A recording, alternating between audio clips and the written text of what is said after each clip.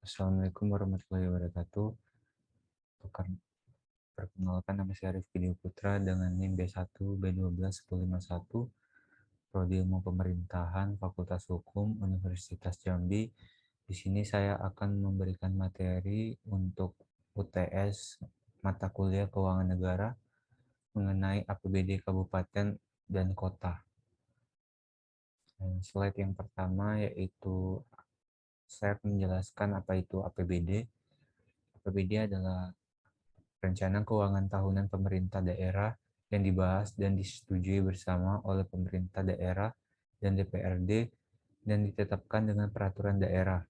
APBD merupakan rencana kerja tahunan untuk mewujudkan kegiatan-kegiatan pemerintah daerah baik rutin maupun pembangunan yang diatur dan diperhitungkan dengan uang. Di mana APBD itu selanjutnya memiliki siklus, yaitu yang pertama perencanaan, penyampaian, dan pembahasan Raperda tentang APBD. Raperda APBD tersebut antara lain memuat rencana pengeluaran yang telah disepakati bersama. Raperda APBD ini baru dapat dilaksanakan oleh pemerintahan kabupaten atau kota setelah mendapat pengesahan dari gubernur yang terkait. Yang kedua adalah penganggaran APBD. Penganggaran adalah perencanaan yang digambarkan secara kuantitatif dalam bentuk keuangan dan ukuran kuantitatif lainnya.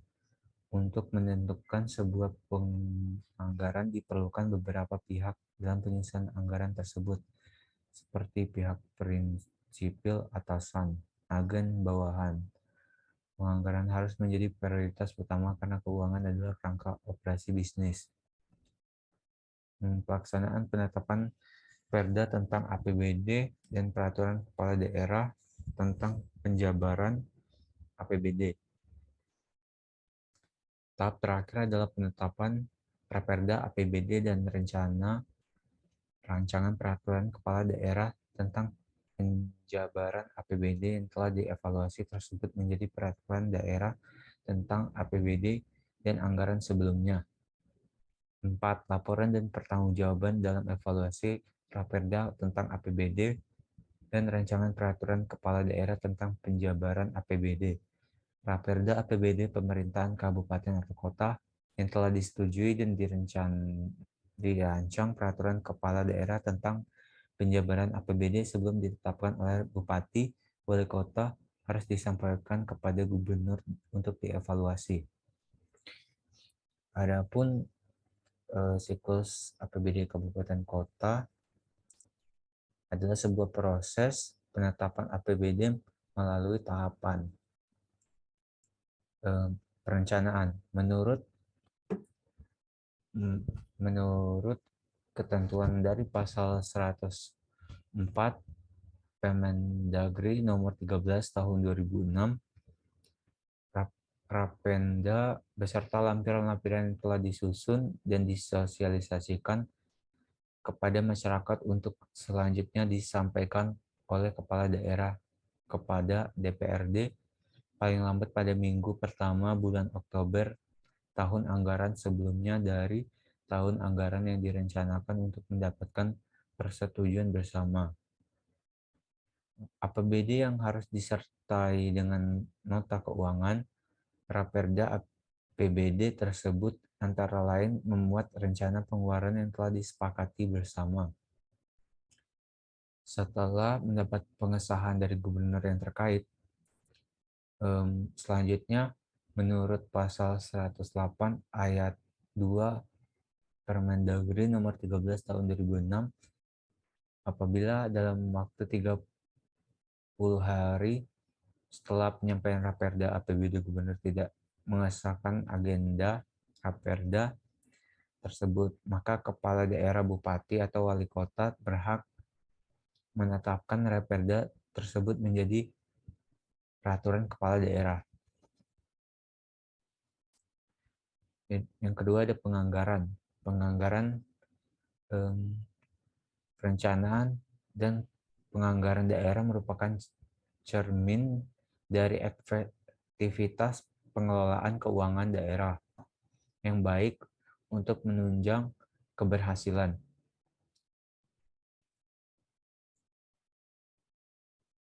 Desentralisasi fiskal.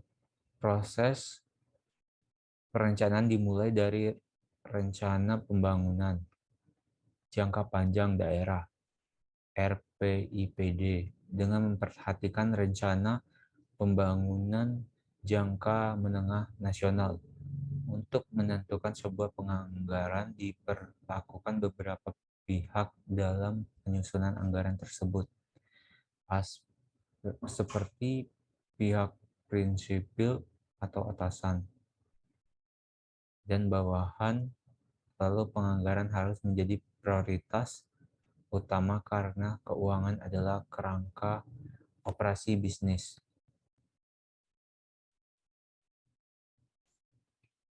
Yang ketiga yaitu pelaksanaan dan penetapan Perda tentang APBD dan peraturan kepala daerah tentang penjabaran APBD. Nah, di sini tahapan terakhir adalah menetapkan Raperda APBD dan rancangan peraturan kepala daerah tentang penjabaran APBD yang telah dievaluasi tersebut menjadi peraturan daerah tentang APBD dan peraturan kepala daerah tentang penjabaran APBD paling lambat 31 Desember tahun anggaran sebelumnya. Laporan dan penangguhjawaban dalam evaluasi Raperda tentang APBD dan rancangan peraturan kepala daerah tentang penjabaran APBD. Di mana APBD kabupaten atau kota tidak bertentangan dengan kepentingan umum, peraturan yang lebih tinggi dan atau peraturan daerah lainnya. Hasil evaluasi ini sudah harus dituangkan dalam keputusan gubernur dan disampaikan kepada bupati wali kota paling lama 15 hari kerja terhitung sejak diterimanya Raperda APBD tersebut. Selanjutnya yaitu ada struktur APBD kabupaten atau kota. Struktur APBD secara umum diantaranya satu, rencana kegiatan suatu daerah beserta uraian secara rinci. Dua, adanya sumber penerimaan yang merupakan target minimal untuk menutupi biaya terkait aktivitas tersebut. Ketiga, adanya biaya yang merupakan batas maksimal pengeluaran yang akan dilaksanakan. 4, jenis kegiatan dan proyek yang dituangkan dalam bentuk angka. 5, periode anggaran yang biasanya 1 tahun. Pendapatan hasil daerah. Struktur APBD yang pertama adalah pendapatan daerah. Pendapatan yang dianggarkan dalam APBK meliputi semua penerimaan uang melalui rekening kas umum daerah yang menambah ekuitas dana merupakan hak daerah dalam 1 tahun anggaran dan tidak perlu dibayar kembali oleh daerah. Pendapatan daerah dikelompokkan sebagai berikut.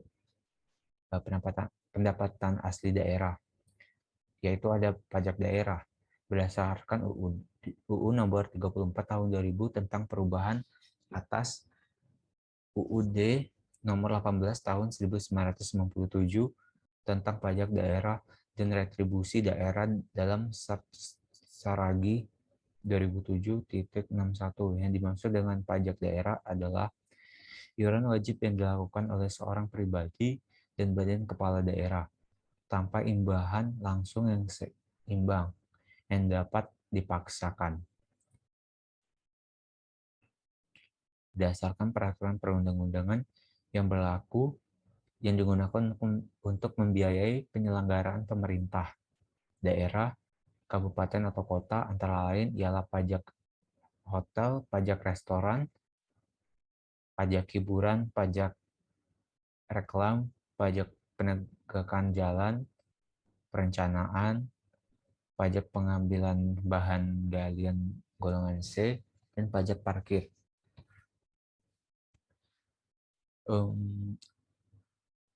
Yang kedua ada dalam pendapatan hasil daerah yaitu restribusi daerah. Menurut Saragi 2003.65, restribusi adalah pungutan daerah sebagai pembayaran atas jasa atau pemberian izin tertentu yang khusus disediakan atau diberikan oleh Pemda untuk kepentingan orang pribadi atau badan. Restribusi untuk kabupaten atau kota dapat dibagi menjadi dua. Yang satu, restribusi untuk kabupaten atau kota ditetapkan sesuai kewenangan masing-masing daerah. Terdiri dari 10 jenis restribusi jasa umum, 4 jenis restribusi perizinan tertentu. Yang kedua ada restribusi untuk kabupaten atau kota ditetapkan sesuai jasa pelayanan yang diberikan oleh masing-masing daerah. Terdiri dari 13 jenis restribusi jasa usaha. Dalam pendapatan asli daerah, ada hasil pengeluaran kekayaan daerah yang dipisahkan. Menurut Halim 2007-068, hasil perusahaan milik daerah dan hasil pengelolaan kekayaan milik daerah yang dipisahkan merupakan penerimaan daerah yang berasal dari perusahaan milik daerah dan pengelolaan kekayaan daerah yang dipisahkan. Selain itu, ada lain-lain pendapatan asli daerah yang sah. Menurut Halim 2007-69, pendapatan ini merupakan penerimaan daerah yang berasal dari lain-lain milik pemerintah daerah.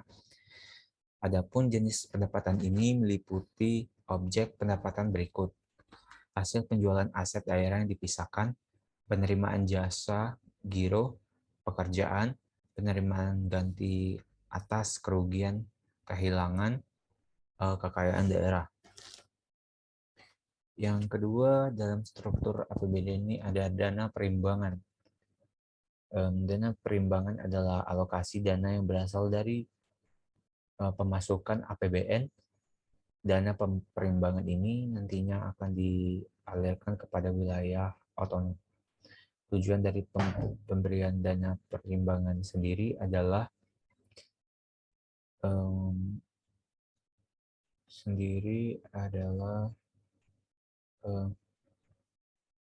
dana yang bersumber dari pemasukan APBN yang dialokasikan kepada daerah sesuai dengan persentase untuk mendanai kebutuhan daerah dalam rangka pelaksanaan desentralisasi.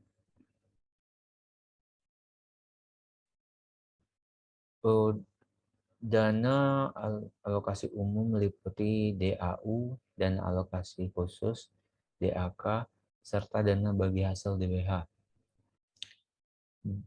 DBH sendiri yang berasal dari pajak yang meliputi DBH, PPH pasal 25 WPOPDN, dan dana PPH pasal 21, DBH pajak bumi dan bangunan, DBH cukai hasil tembakau, dana bagi hasil dari sumber daya alam meliputi DBH pertambangan minyak gas bumi, minyak bumi, dan pertambangan umum. DBH kehutanan, DBH perikanan.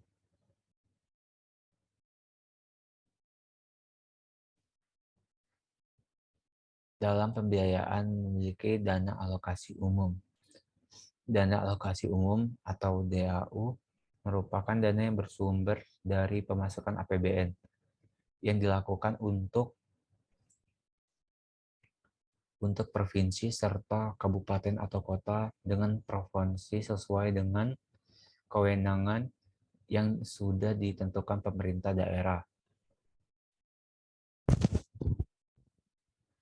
Lanjut slide yang setelah saya bacakan.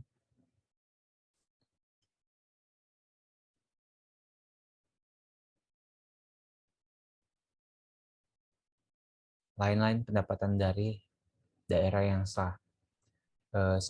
Hibah berasal dari pemerintah, pemerintah daerah lainnya, badan atau lembaga atau organisasi swasta dalam negeri, kelompok masyarakat, perorangan, dan lembaga luar negeri yang tidak mengikat.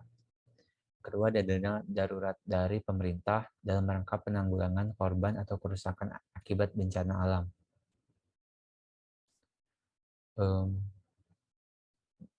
Dan ketiga, ada dana bagi hasil pajak dari provinsi kepada kabupaten dan kota. Keempat, ada dana penyesuaian dari dana otonomi khusus yang ditetapkan oleh pemerintah. Yang kelima, ada bantuan keuangan dari provinsi atau dari pemerintah lainnya.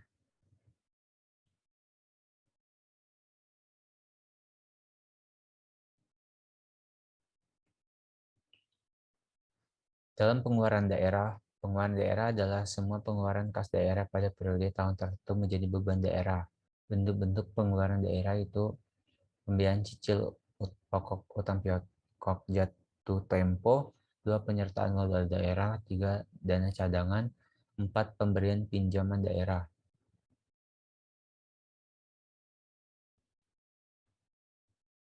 Kelima, pengeluaran pembiayaan lainnya.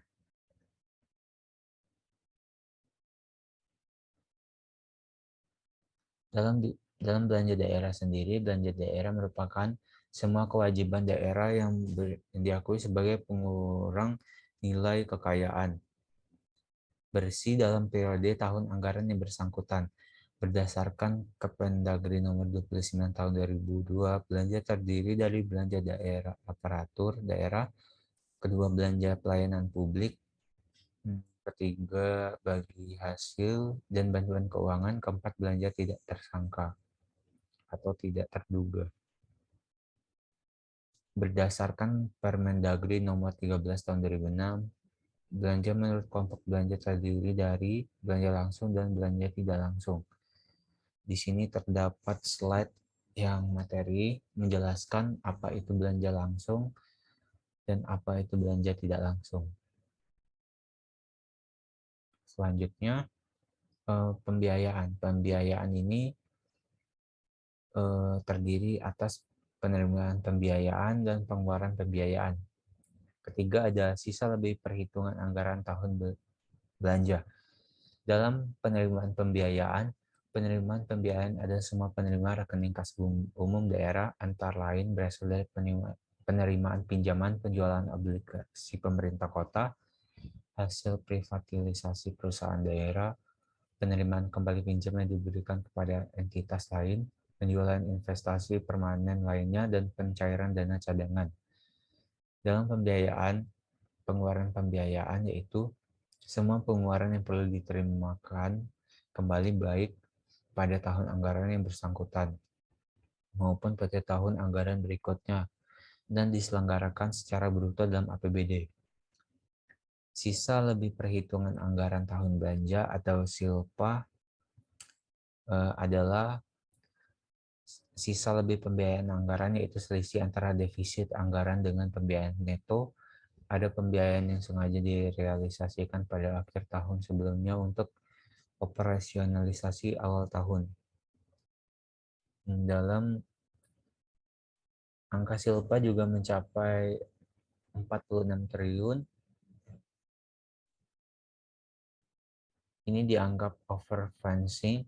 Di sini peran pengelolaan kas menjadi penting karena arus kas masuk tidak selalu linear. Dengan arus kas keluar, banyak faktor seperti periode tahun ajaran pendidikan yang tidak sama dengan periode tahun anggaran, siklus bisnis, dan perpajakan yang berbeda-beda dengan puncak-puncak belanja di hari besar, keagamaan, atau akhir tahun anggaran membuat adanya selisih lebih surplus dan kurang defisit pada transaksi pengelolaan kas. Kondisi ini yang sebenarnya selalu menjadi ancaman pengelolaan kas.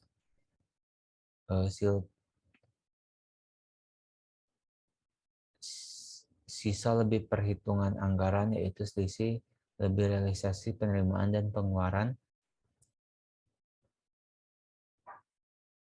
anggaran selama satu periode anggaran. Namun silpa yang seolah tampak seperti surplus anggaran, padahal keduanya adalah terminologi yang berbeda. Surplus anggaran lebih didasarkan pada kejadian tidak terserapnya anggaran, atau juga anggaran tersebut direncanakan untuk surplus.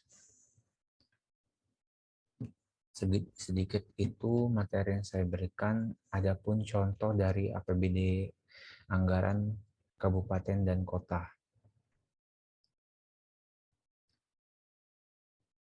Saya akan men-share contoh dari anggaran APBD dan kota.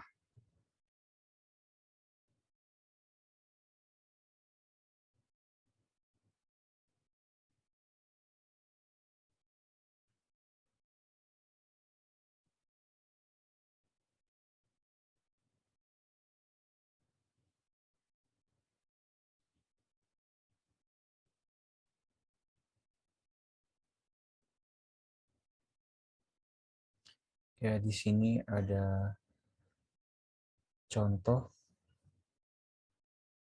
dalam Kota Jambi, ringkasan perubahan APBD yang diklarifikasi menurut kelompok dan jenis pendapatan belanja dan pembiayaan tahun anggaran 2021.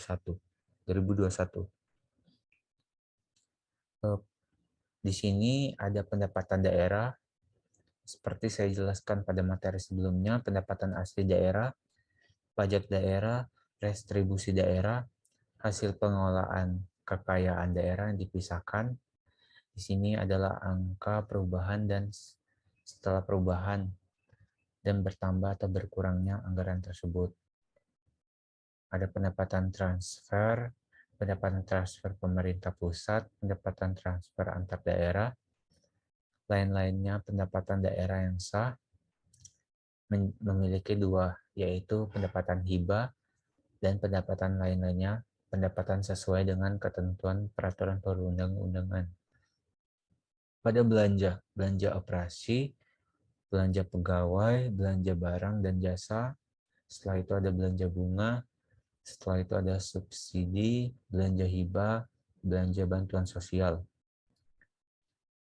Setelah belanja, ada belanja modal yang memiliki tingkat, yaitu belanja modal tanah, belanja modal peralatan dan mesin, belanja modal gedung dan bangunan, belanja modal jalan, jaringan, dan irigasi, belanja modal hasil tetap lainnya, dan belanja tidak terduga.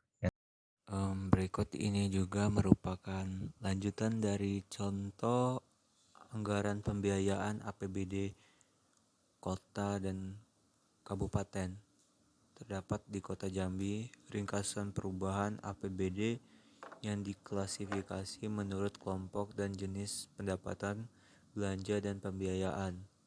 Lampiran Peraturan Daerah Kota Jambi Nomor 5 Tahun 2021 pada tanggal 19 Oktober 2021. Di sini terdapat pembiayaan, sejumlah perubahan pembiayaan, setelah perubahan pembiayaan, lalu bertambah atau berkurangnya pembiayaan. Di dalam pembiayaan ini memiliki dua, yaitu penerimaan pembiayaan. Dari penerimaan pembiayaan terdapat uraian. Yang pertama, sisa lebih perhitungan anggaran tahun sebelumnya. Yang kedua, penerimaan pinjaman daerah. Di sini terdapat jumlah penerimaan pembiayaan dengan total sekian, lalu setelah perubahan dan bertambah atau berkurangnya pembiayaan tersebut. Yang ketiga, ada pengeluaran pembiayaan modal daerah, lalu sisa lebih pembiayaan anggaran daerah tahun berkenaan. Telah saya tuturkan di bagian materi dari awal. Baiklah, sekian, terima kasih atas perhatiannya. Saya ucapkan Assalamualaikum warahmatullahi wabarakatuh.